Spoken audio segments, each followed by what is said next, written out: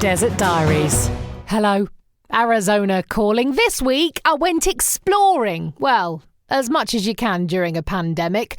Just under an hour north of my house, about halfway between Phoenix and Sedona, just off the I-17 interstate, is a quiet little spot called Badger Springs Trail. No badgers were sighted at any point, just saying. Now, Badger Springs Trail isn't actually a spring at all, but a wash. Now, that's kind of like an inlet that's formed where water runs down to flow into a river or another body after the infrequent but torrential Arizona rainfall. Now, there's always loads of plants around washes. They're like little oases in the desert. And Badger Springs Wash was lined with, well, amongst many other plants, huge cottonwood trees. Big part of the Arizona landscape. And it's a rare source of water in the desert as well, so also a really good place to spot animal tracks from all of the various desert mammals that are around. Even when washes are dry, and Badger Springs Trail has actually had a little bit of a trickle going on, you shouldn't really walk along them, especially if it's just about to or has just rained, as they are prime areas for flash floods, which can of course carry all manner of debris down towards the river. The river in this case is the Agua Fria River, or Cold Water River if you want to translate it from the Spanish. It's about a 120-mile long river which stretches from just north of Prescott in central Arizona, couple of hours north of Phoenix, through the Agua Fria National Monument, through Black Canyon, past the aptly named Black Canyon City, and into Lake Pleasant, which is a huge boating and fishing lake about 20 minutes from my house. The Agua Fria National Monument is nearly 75,000 acres of protected land and home to beautiful desert flora and fauna, including the usual shrubs and cacti, of course, as well as the cottonwood trees I mentioned and willow trees as well, which line the riverbed.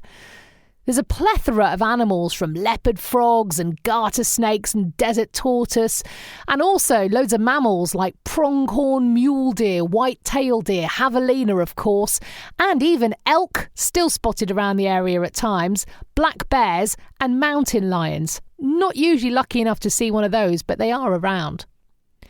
A really beautiful feature of the Badger Springs Wash Trail in this part of the monument is the petroglyphs you can see really easily from the trail. Native Americans from the Perry Mesa tradition once lived in this area, and later on actually the Yavapai Indians also made it their home, although they tended to live in smaller groups and moved around a lot more than the people of Perry Mesa. Formed by chipping away at the surface of rocks with a hammer, one site of the petroglyphs, just at the point where the Badger Springs Wash meets the Agua Fria River, depicts really super clear figures of humans and elk and deer and mountain lions and a few abstract symbols as well. As I said, you can see them really, really clearly. Now, no one knows exactly who created these symbols and exactly how long ago they first appeared, but there is speculation actually that the site where these petroglyphs are, where the wash meets the Agua Fria River, might have been seen as a place of real significance and special power for some of the people who lived around there. It also might have been a stop on a major travel route between villages as well, because of the intersection of the two bodies of water. As I said, not a lot of those around in the desert. In more recent history, William Perry and his family came to the Badger Springs area to establish a camp in the 1870s. He also did a bit of gold mining while he was there and hauled ore to the mouth of the Badger Springs Wash at the Agua Fria River, where he built a water-powered arrastra. Now, after the ore was crushed in the arrastra, he then recovered the gold using mercury. Now, you might ask, what the heck's an arrastra? It's basically like a stone-lined circular pit. It's got an upright pole in the middle of it and then a large drag stone, which is attached to a chain hanging from a crossbar on top of the central post. Now, this bar was then attached to a mule or a person or powered by water, and it just moved round and around and around, dragging the stone and crushing the ore dumped into the pit of the arrastra. Now, when you do this time and time and time again, it creates a really distinctive pattern of grooves on the flat stone slabs. And if you look closely around this area of the Badger Springs Wash, you can see slabs that still have that pattern. I spent a really happy couple of hours with friends and the big dog out on the trail. The small one had to stay home with the family as she hadn't had all of her injections yet, but we'll definitely be back as the weather gets a bit warmer to enjoy a swim in the river, as some families, braver than me, were already doing. We chatted to other hikers as they passed by, and one man in full ranger gear and a cowboy hat, of course, commented, my friend who's just catching up with me here, she's from the same place as you. She's got the exact same accent that you have. I waited. She arrived. South African. She's lived here for more than 20 years, and we were chatting about how the English, South African and of course Australian accent just seem to be indistinguishable to a lot of people around this neck of the woods.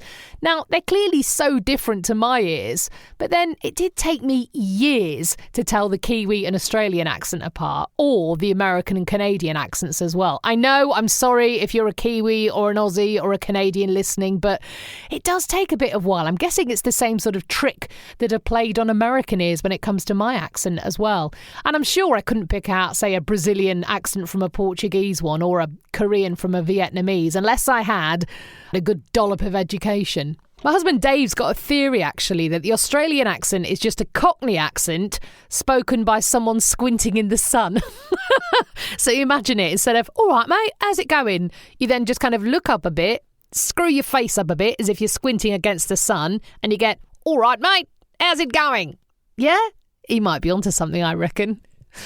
Driving home through the Sonoran Desert past Sunset Point and Dead Man's Wash and Rock Springs, there was a toe-curling phone-in on the radio. When has a wild animal come into your house? Yeah, you can tell, can't you? You know where this is going. I do remember doing a similar programme on BBC Radio Manchester about 100 years ago, where there were lovely tales of pigeons and mice, the odd fox, I think a hedgehog. This one, whole different world. The stuff of nightmares. A snake who took up home inside someone's spare bed. I mean, literally among the springs in the mattress. Goodness knows how they got in there. They could just hear the rattle. All manner of terrifying stories. Possums in bathrooms, javelinas, bobcats, all manner of dreadful spiders. I mean, literally the works. Perhaps my favourite, though, was a man who got home to find his dogs going berserk in his back garden. He walked round the side of his house to see them staring in through the slightly open window. To see a raccoon that was just casually sitting on his sofa in front of the TV he'd left on. That really did tickle me. Our own wild animal, Woodsley the Malamute, is thriving. She has the most chunky legs and enormous paws I've ever seen. She eats like a Malamute, I guess, and is growing so fast you can almost see her getting bigger if you look long enough.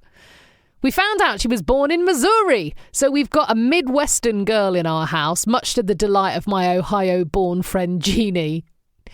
It has been a complete joy to be greeted like you're the greatest person who's ever existed every time you walk into a room, even if you only left 30 seconds ago.